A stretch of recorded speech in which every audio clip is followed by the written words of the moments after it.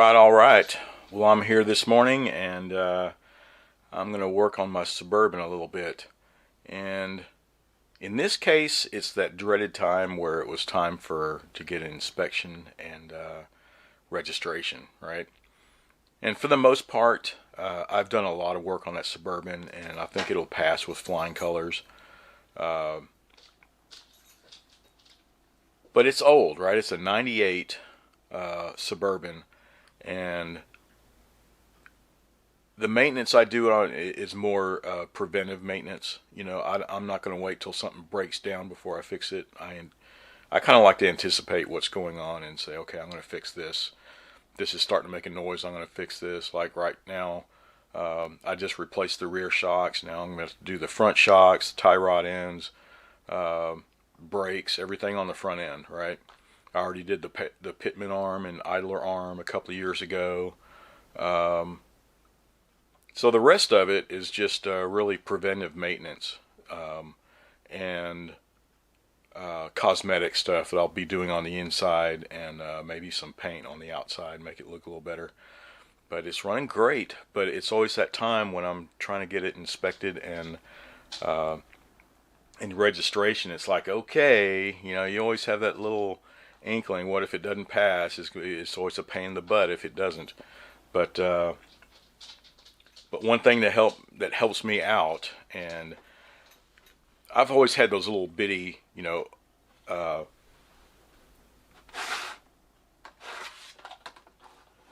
OBDII card readers, and some of them are okay. It's just they give you a couple of little lines of, where it will show what code's coming up, and you have to scroll down back and forth and then hop over and find out, okay, what does that code mean? But at least it gives you the code, right? I mean, they're just little bitty handheld jobs. Well, I came across this one, the TOPDON Artilink 500, and you can see it's a little bit bigger than those little handheld jobs. And it does a little bit more. They're pretty cool. So it reads all the OBDII codes. You can erase the codes. It switches off the check engine light.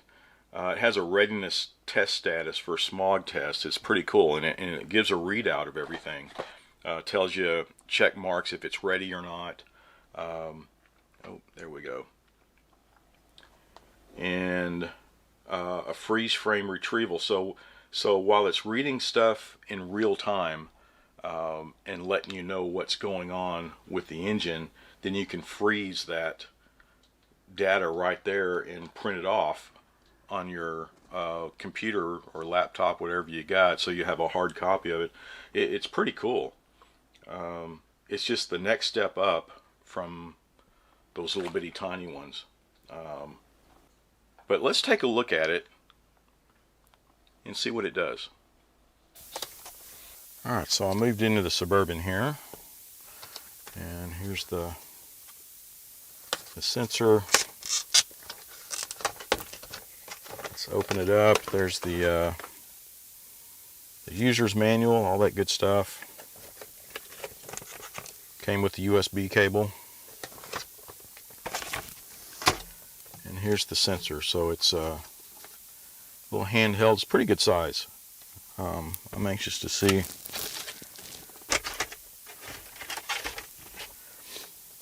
We'll get all this hooked up here and see how it operates. But the instructions are pretty well covered on this. Gives you the diagnostic trouble codes, what they mean, and all that stuff. Like I said, mine was given a P0300. Well, the P means it's a powertrain. The 0, when you look at the code type, it could be just a generic code or one that's manufacturer specific. Say if it's a BMW or whatever, then it'll give you a different like a P3 or something like that. But this one's P0 is a generic code, and then the last numbers here, 202. On mine it was a 300. Well, 3 is telling you that it's ignition system or engine knock. And then the 00, so identifying the specifics and where the sensor is. So with this, it was the 3, the ignition system or engine misfire, and then 00 was just, it's non-specific. It wouldn't tell me exactly what cylinder it was. So the 00 is just generic. So I never know. I just know what was happening. It just doesn't. That's as far as it goes. But that's how you read the codes.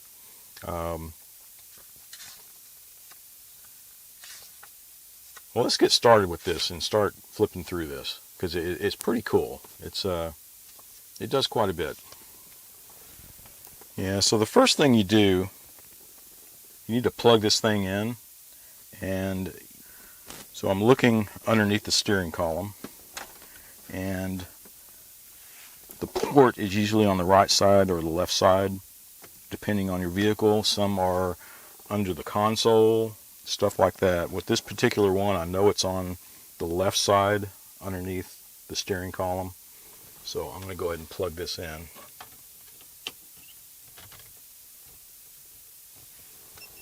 And there you go. It's ready to go. So you heard it turn on. So what we need to do is turn the key on. Oh. Sorry, that was my alarm. And I'm going to go ahead.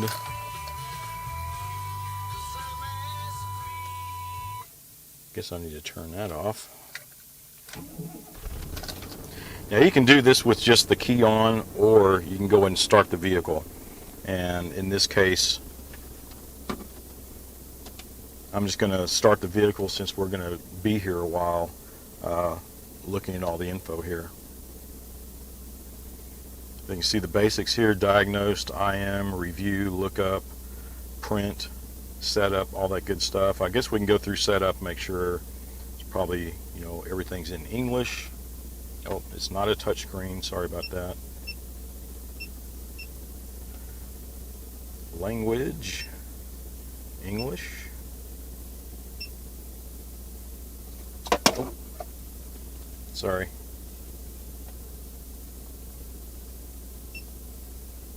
Unit of measure.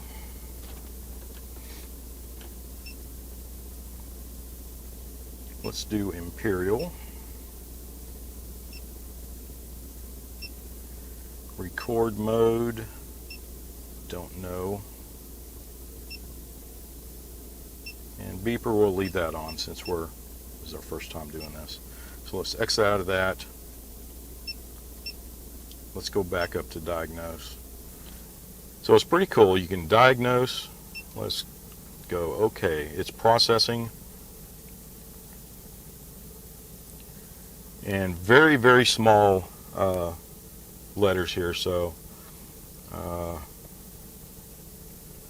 it's telling you DTCs in this ECU 0. Didn't have any codes that were stored, from any kind of engine light or anything like that.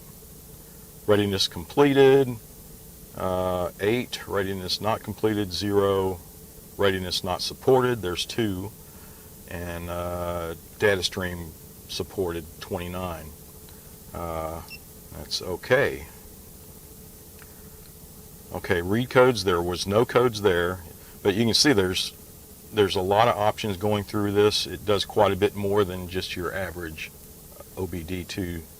I could erase the codes if there were any codes there. IM readiness, so this, well, let's go through. So you can see where everything is checked off.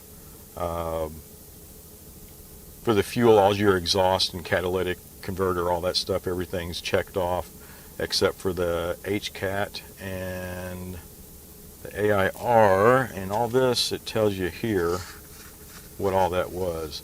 This is just telling you that it's getting ready for your emissions tests.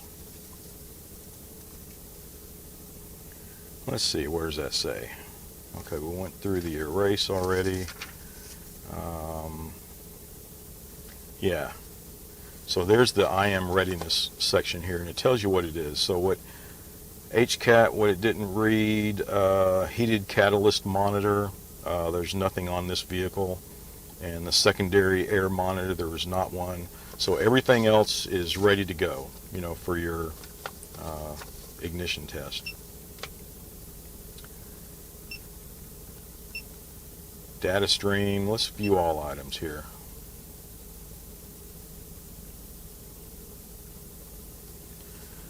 So it's giving you your status of all your stuff here, right? 64 degrees, ignition timing advanced for number 1, 21. I mean, it gives you a ton of info on real time what your engine is doing right now. Long-term fuel trim, what else? Long-term fuel trim, bank 1, bank 2. What's the intake manifold, absolute pressure, the engine RPM, 750. Yeah, you can see it's right on the money. So it's pretty cool. You can go through here and see what exactly your engine's doing, you know. And I like to see that. I mean, if you think something's running hot, or if there's a air sensor or something that you think is starting to go bad, you can go over here and look at this and see what it's doing. Let's exit out of that. So freeze frame, you can go through and like in any moment of time, you can say, okay, while it's idling here, boom, I want to freeze that. You want to look at it later, right? O2 sensor tests, all the same stuff. Onboard monitoring, evap system, vehicle information. This will give all your VIN number, all that good stuff. Of course, I can't show you that, but it gives all the vehicle info there. And let's exit back out. So,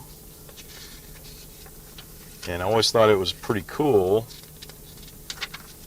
You know, you can go into a lot more detail once you're into this thing. But I like being able to, let's see, to print everything off, right? So, and you see it's just the USB, you plug it in your computer, and let's see, let's do a freeze frame. Back to this screen, and you see here's the print. So when you hook it up to the computer, then you can have a hard copy of all your info, right? I think it's pretty cool. I have to say, I think it's pretty cool. This is the TOPDON ArtoLink 500, and you can see it tells you quite a bit of info about your engine. And if you have any question about what's going on, even real time in diagnosing everything, it's all right here. So if you're in need of an OBDII sensor, go to the next level. Go at least one of these, right? This isn't a big shop diagnostic tool, but at least it gives you an idea of where you stand before you have to take it to the shop to get it inspected or anything like that, you know. So, well, cool. I think that is it. So for this video, I'm going to continue with this Suburban with some more videos. Be working on the front end here pretty soon. So bit by bit, we're getting this thing put together. So, well, I guess that's it before I start rambling again. But as always, thanks for watching. Be sure to subscribe and watch for my next video.